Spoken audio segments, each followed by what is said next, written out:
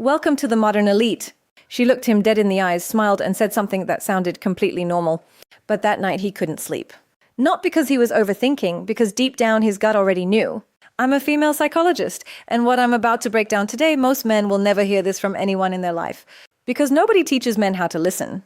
Really listen to what a woman is actually telling them. Stay with me, because by the end of this video, you're going to look back at past relationships and finally say, oh, that's what was happening. Here's the thing nobody wants to say out loud. Words don't always mean what they sound like. And in relationships, the most dangerous sentences are the ones that sound totally fine on the surface. Today, I'm giving you 5 sentences.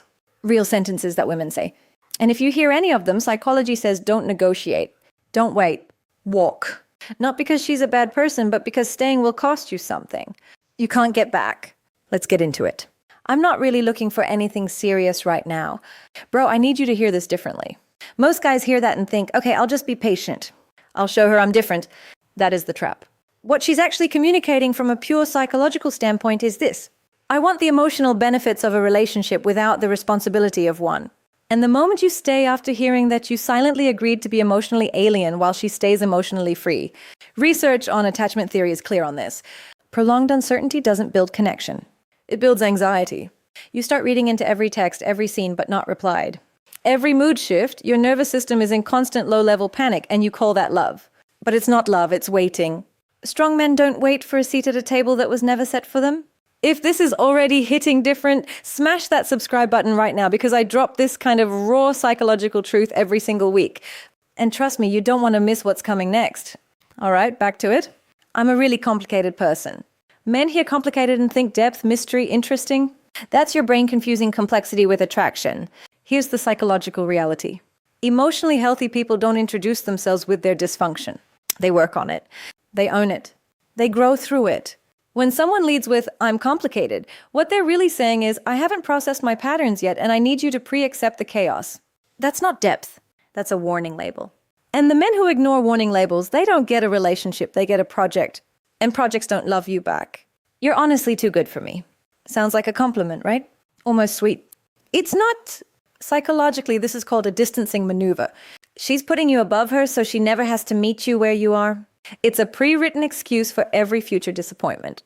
When she pulls back, when she's inconsistent, when she ghosts, the story's already been said. I told you, I warned you. And here's what's wild. Men who hear this often develop a savior complex. They think, my love will be enough to change how she sees herself. Bro, attraction doesn't grow from rescue missions.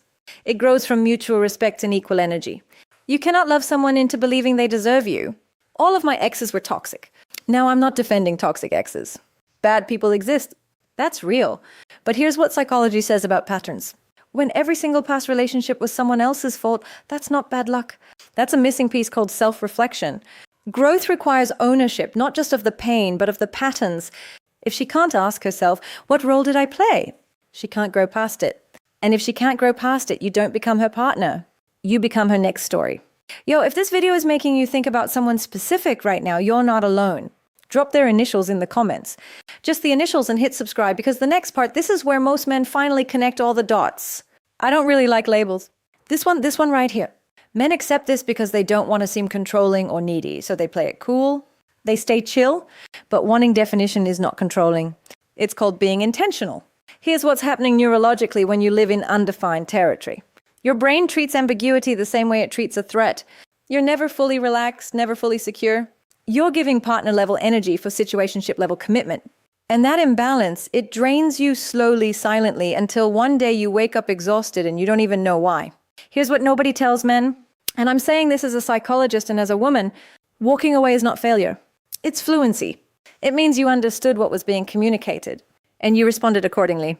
The strongest men aren't the ones who stayed the longest. They're the ones who left the moment self-respect started quietly leaving first. Because here's what happens when you stay too long in misalignment. You get patient, then careful, then quiet. You stop expressing needs, stop setting limits. You start editing yourself to keep the peace. And the moment you start shrinking to fit someone else, attraction dies. Not because you're boring, but because you're no longer whole. Women don't fall for men who abandon themselves. Not because they're cruel, but because emotional stability is magnetic. And you can't be stable when you're constantly destabilized. So here's how I want you to flip this. Those 5 sentences aren't red flags. They're exit signs offered early before the damage stacks up. When she says she's not ready, believe her and choose a woman who is. When she says she's complicated, wish her peace and choose clarity. When she says you're too good, don't argue. Choose reciprocity. When she blames every ex, don't investigate. Choose accountability. When she avoids labels, don't linger. Choose direction. That's not cold. That's not mean. That is maturity. The real question isn't why did she say that?